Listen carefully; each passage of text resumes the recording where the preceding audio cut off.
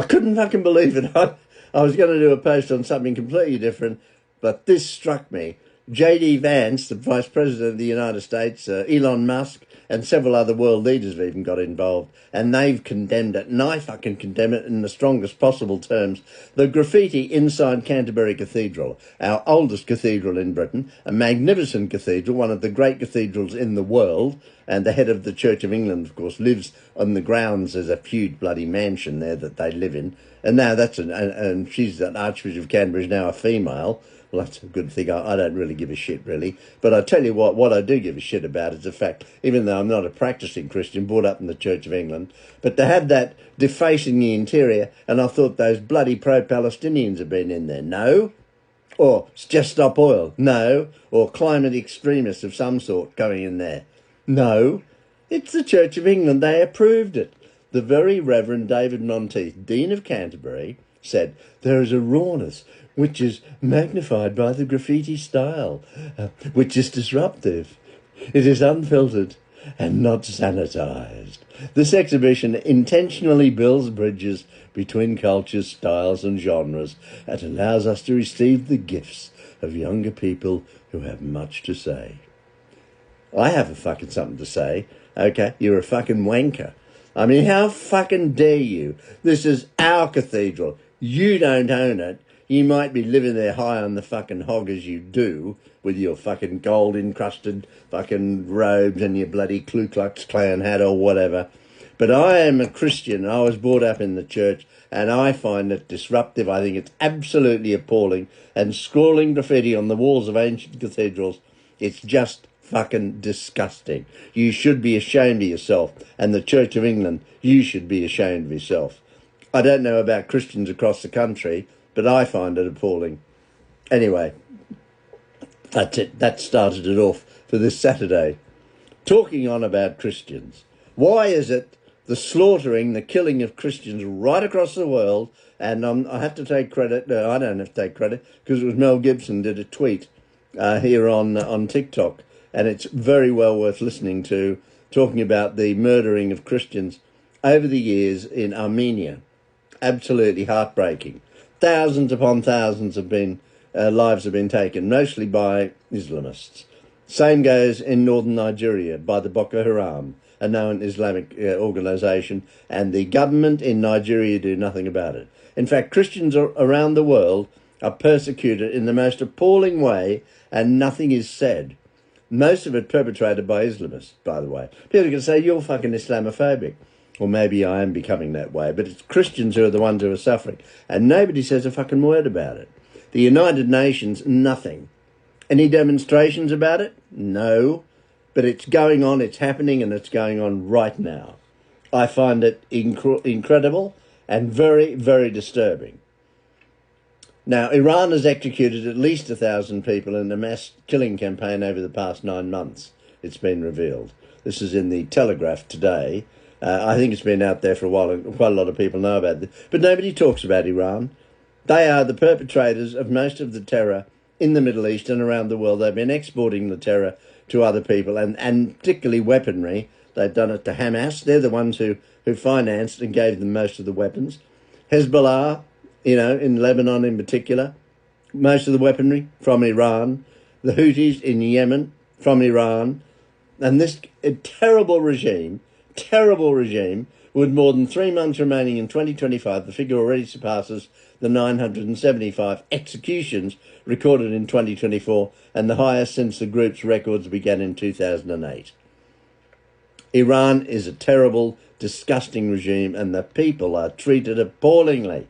It's absolutely appalling. The Islamic Republic has begun a mass killing campaign in Iran's prisons, the dimensions of which, in the absence of serious international reactions, are expanding every day.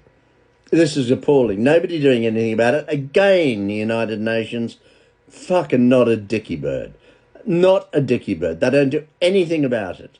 All they ever go on about is fucking poor old Israel, who have done us all a favour, by the way. And I hope for the peace in the Middle East, and I really have my fingers crossed. And well done to Donald Trump. And also, he was very gracious in the fact that he didn't win the Nobel Prize. And the winner of the Nobel Prize, Maria Corina Machado of Venezuela, the opposition leader, actually rang him and said she's taken that in his name, and he was very gracious about it. So I got him wrong there. So he keeps fooling me, Donald Trump, with his reaction to things. So I was wrong. He did it very gracefully. Well done to Donald Trump. But anyway, going back to the Church of England and the graffiti in the Canterbury Cathedral, I find that fucking appalling, and shame on the Church of England. Absolute joke. We've got to continue with talking about this government here in the UK. Is he back from India? Let me have a look. Oh, no, I don't think he is. He was over there with Modi going on about digital fucking IDs. Now, when it first came out a couple of weeks ago, didn't really bother me because they have a load of information on us. But now I've read it and got more interested in it and followed it up and gone into more depth about it. Don't do it. Don't accept it. Make life... I don't think it'll happen. And by the way, petitions you send to this government, they just don't give a shit. They've got a huge majority, and they basically said, we don't give a shit about these petitions. We couldn't care. They don't listen to us. They lied to us in their manifesto, and I know it's not a legal document, a manifesto, but when you make promises and you don't keep most of them, then you're fucking liars. They've lied to us consistently, and they're still doing it. The front bench of this Labour Party is a joke. I mean, look at her. Well, I don't know what Home Secretary. Look at our Home Secretary. You know, who does she favour? She doesn't favour fucking Christians, I'll tell you that. What about Yvette Cooper, who's our new Foreign Secretary? You know, I despair. I am really concerned about... I've lived in England since 1969. I've travelled the world. I've seen the world. I've met people from all over the world, and I love them. You know, and I think we are in deep shit in the UK. If we don't do something soon... I hate to think what's going to happen. I've said the pot is boiling and people are getting very angry. Are you angry? I'm angry. I tell you what, the other places that have got the similar problems to us, not quite as bad as us, but pretty bad, is Australia. And I see some of these people demonstrating and going on with their bloody Allah Akbars and everything out there in Sydney. Why are you putting up with that? And in Melbourne, defacing cathedrals again by you-know-who.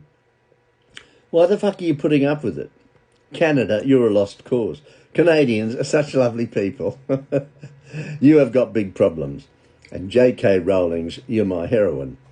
You are my heroine. I think J.K. Rowling is wonderful. First of all, she's a brilliant author. I mean, the Potter series was incredible. She's one of the wealthiest ever authors, and she's fantastic. And she believes there's two genders. And she's being crucified right across the world by these fucking transgender people, who are a disgrace, by the way. There are two genders, there's male and female. That's it. That's my opinion. I'm not going to get more into that. But J.K. Rowling, well done to you. And most people out there with a brain support you. It's Saturday morning now, and it's time for me to say au revoir. A tout à l'heure. I love you all. Take care. Oh, I just heard the French Prime Minister who resigned 5 or 6 days ago. Macron selected him again as the Prime Minister in France. I thought we had a problem in the UK with our government. I think Macron in France has got a bigger problem, my God. And are we in for a stock market crash similar to 1929? We could be. Things are really bad out there, I can tell you. And gold at over £3,000 an ounce. Over £3,000 an ounce. Thank you, Gordon Brown, for selling all that gold back there in the day. You silly wanker. And Miliband putting our prices up, and water companies being given approval to increase our water bills. And they're doing such a shitty job. Literally shit everywhere in rivers and streams and outlets and sea. This government are a joke. The sooner they're gone, the better. Reform all the way now for me. Reform all the way. I love you all. Take care. Bye. Look after yourself, for Pete's sake.